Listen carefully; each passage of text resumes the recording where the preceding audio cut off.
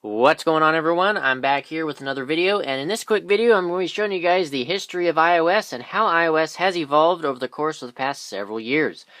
So in front of me here I have several different devices running several different versions of iOS, ranging from iOS 3 through 10. Now unfortunately I do not have versions 1.0 or 2.0 because I have been unsuccessful at this point in obtaining a device running those particular firmware versions. So unfortunately, I cannot show those in this video, but what I can show you is versions 3 through 10. So starting on the left-hand side, I have a first-gen iPhone running 3.1.3. Then I have a third-gen iPod Touch with 4.1. Then I have a fourth-gen iPod Touch with 5.1.1. An iPhone 4 with 6.1.3. An iPhone 5 with 7.1.2. An iPad 2 with 8.1, an iPhone 6 Plus with 9.3.1, and an iPhone 7 with 10.0.3. So let's go ahead and get started and just show you guys quickly how iOS has changed over the past several years throughout these several different versions. So starting with the first-gen iPhone, running iPhone OS 3 at the time it was called. This was before Apple had renamed iOS to iOS. So when this version came out, it was still called iPhone OS 3.0. So that's pretty cool at the time. And also, one thing that this version of iOS released with was the ability to cut, copy, and paste, which was something that was very, very nice to have at the time. And it also added the ability to have the App Store, as well as the ability to move icons on the home screen. As you can see, as we have nowadays, you hold down the icon and they start jiggling all around, and you can remove the icons all around the screen. So moving on to iOS 4.1, this here is the version of iOS that brought multitasking. As you can see here, you double tap the home button and it gives you the multitasking switcher, which at the time was a really quite revolutionary thing, and it made switching between apps quite easy. But it was still kind of cumbersome because it was only app icons in the bottom half of the screen. So it was not actual multitasking where you can run two apps at the same time. But it was still really neat for the time when this came out. And also, this introduced custom wallpapers, as well as the introduction of Game Center, which is Apple's gaming network, kind of similar to the PlayStation Network as well as Xbox Live. So that's pretty cool. And it also introduced folders, so you can add several different applications into a folder to organize it and clean up your home screen. So moving on to iOS 5. iOS 5 introduced so many different features. First being Notification Center. As you can see here, we drop down and it gives you the ability to quickly get access to all of your previously received notifications, as well as the introduction of iMessage, which is essentially Apple's instant messaging service between other iOS devices. Another thing that iOS 5 introduced is Twitter integration. It also introduced the newsstand application, as we see here, where you can organize all of your newspapers and magazines that you may have downloaded from the App Store. Unfortunately, in later versions of iOS, this has now been removed. And is no longer available and has now been replaced with an app called News. Another thing iOS 5 introduced was an app called Reminders, and essentially what Reminders is it's an app that would remind you to do certain things throughout the day. Okay, so moving on to iOS 6.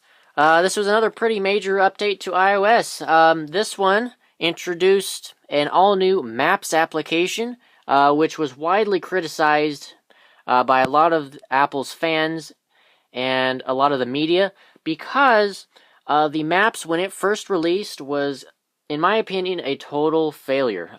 Scott Forstall, at the time of developing this, when he was still working for Apple, he basically rushed the Maps app out and essentially made it fail. The flyover 3D maps were very blurry and kind of melted looking. It's kind of an odd effect that it was creating. The directions were very inaccurate, and it was essentially a huge step down from the previous Google Maps that were on iOS prior to this. So this is essentially what replaced the Google Maps application back in 2012. So Apple could have their own proprietary version of a Maps application, which, like I said, did not go over well with a lot of people, myself including, because it just didn't work. Thankfully, shortly after this new Maps app was released, Google came to the rescue and released a dedicated Google Maps application that you could download from the App Store, just as we have today on newer versions of iOS. So essentially, Google saved the day of everybody by doing that. Another thing that iOS 6 introduced was Facebook integration that allowed users to have one-time sign-in for Facebook, and then any app that needed Facebook access could easily be signed into very easily. Another thing it had was a revamped music application compared to the prior version in iOS 5. So as you can see here, the music application is much different than it was in iOS 5. So if I give a quick demonstration of that, if we go into the iOS 5 version, let it load up here. As you can see, this is kind of the classic music app that we're all used to back in the good old days of iOS. So as you can see here, you have the tabs at the bottom, and it was kind of had a black design to it with a blue highlight to the buttons. Whereas now in iOS 6, as you can see, it changed it dramatically and went to a more white design. Okay, moving on to iOS 7. This again was one of the biggest changes to iOS in the history of this software. And this is when Scott Forstall was no longer at the company and Johnny Ive essentially took over the design of the software. And it shows dramatically. So as you can see, all of the apps were changed. The skeuomorphism of the interface was completely removed and went more with a consistent, flat, kind of a white design to all of the applications. So like you go into the Photos app, everything is just white, kind of flat, and is more consistent throughout the entire operating system. But there's a lot of people that did like the skeuomorphism in previous versions of iOS. I am one of those people. I did like the look of the old versions. But this does give a little bit more consistency throughout the entire system.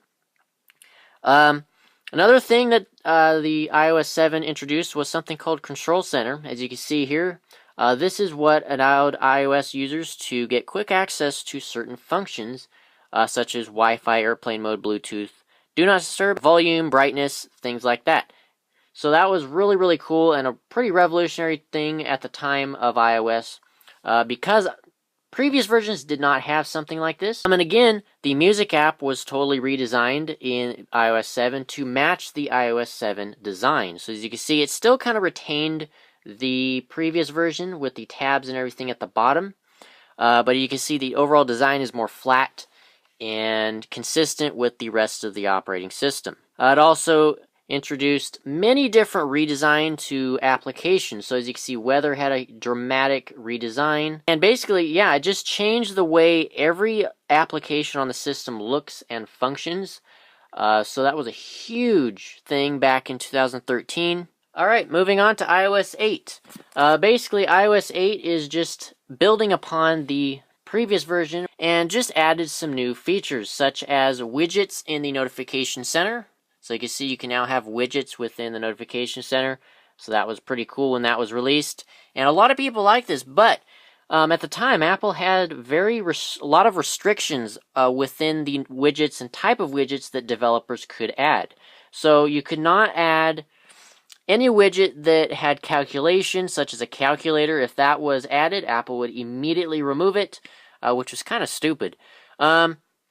Thankfully, that has been changed in later versions of the software. Another thing iOS 8 introduced was the introduction of the Health application, which is basically an app that tracks your health data from different sources, such as third-party apps that track your weight, your blood glucose level, running distance, cycling distance, things like that. Another thing with iOS 8, in my opinion, iOS 8 was the buggiest version of iOS I have ever used. for me, every update to the iOS firmware had some major bug in it that was just ridiculous. I mean, I had so many issues with this firmware, all the way from 8.0 all the way up to 8.1 and on. It just, for me, was a really, really bad version of iOS, and it wasn't Apple's finest hour, in my opinion. There was also a version of iOS that even bricked some people's iPhones and made them unusable, which was really, really bad. Okay, moving on to iOS 9. So this is somewhat one of the most recent versions of iOS. This came out in 2015 and introduced several new features, some redesign, such as the music application. So as you can see, the music app had a pretty dramatic design change compared to iOS 8 and earlier versions. Still, you got the tab on the bottom here, but the overall look of it was totally different. So to access artists, albums, and genres, you'd have to click this little button here and bring up this separate window and get access to those certain features. And then it also had a mini player. So if we play a song, like so, it allowed you to swipe the screen down and put it away temporarily so you can get access to the rest of the app. And then when you re-access it, you just tap it and it brings it back. So that was a really nifty feature that was introduced, and it's still present today in iOS 10. Another thing iOS 9 introduced was an application called News, and essentially this is the app that replaced the newsstand app that we had in iOS 5.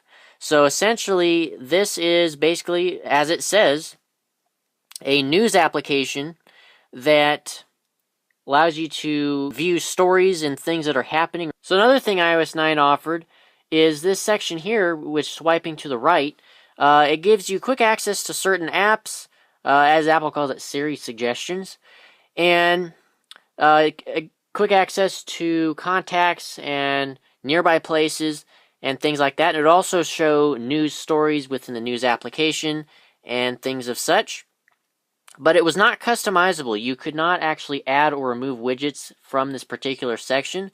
You still had to use the notification center for your widgets. And widgets in iOS 9 did get dramatically better, with Apple reducing the amount of restrictions for developers. Developers were able to implement a lot more useful features for their widgets. So one being this tap to share here, so you can quickly tap to post to Facebook or tweet to Twitter. And then you can have a data monitor for your cell phone plan. You have a music launcher. You could have quick app launchers, quick settings, things like that. And you can also have the ability to have a calculator, which, like I said, in iOS 8, Apple did not allow that. But thankfully in iOS 9, that was added and allowed, and the restriction was removed. So that's really, really nice. Alright, so now moving on to iOS 10, the most current version of iOS to date. Again, this is running on the iPhone 7, which is also the most current version of the iPhone that is available currently. And basically, iOS 10 gave a slight different redesign to aspects of the operating system. So if we slide over here, you can see you have a redesign to that quick section that was introduced in iOS 9. But now you can actually add widgets over here to get quick access to them. And of course, you can remove widgets and rearrange them, everything like so. And you can see widgets themselves have been dramatically redesigned. They've gotten this kind of white, rectangular, rounded off look, which, I mean, I like. I kind of like the way iOS 9 worked better, but this is just kind of what we have now. And again, Notification Center has the same exact widget layout and design as well.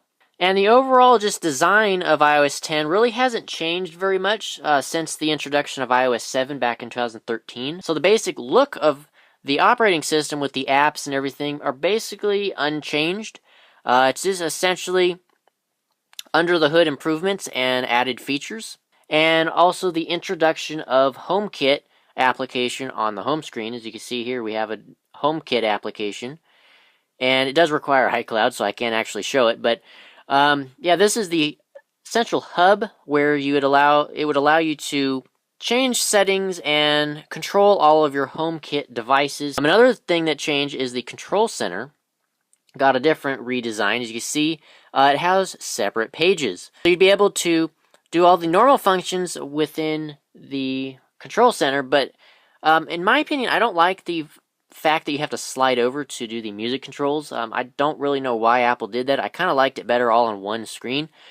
But yeah, you do have multiple pages for Control Center now, which could be useful for certain aspects of the operating system. And then lastly, another thing that was introduced is something called Night Shift. And essentially when you turn that on, it basically gives the entire screen an orange hue, which was basically gives your eyes an easier...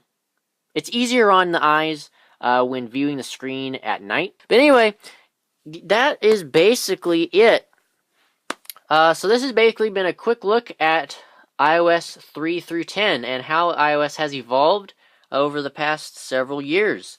Like I said, I wish I could have shown you guys iPhone OS 1.0 and 2.0, but again, I was not able to get a device with those respectable firmware. But yeah, so that is iOS 3 through 10. Hope you guys have enjoyed this quick, neat little video. Make sure to hit that subscribe button right down below. It's greatly appreciated. Hit that thumbs up button as well. It's greatly appreciated. Lets me know that you guys are enjoying my content. And if you guys have any questions, comments, or anything of such, drop those in the section below and I'll get back to them as soon as I can.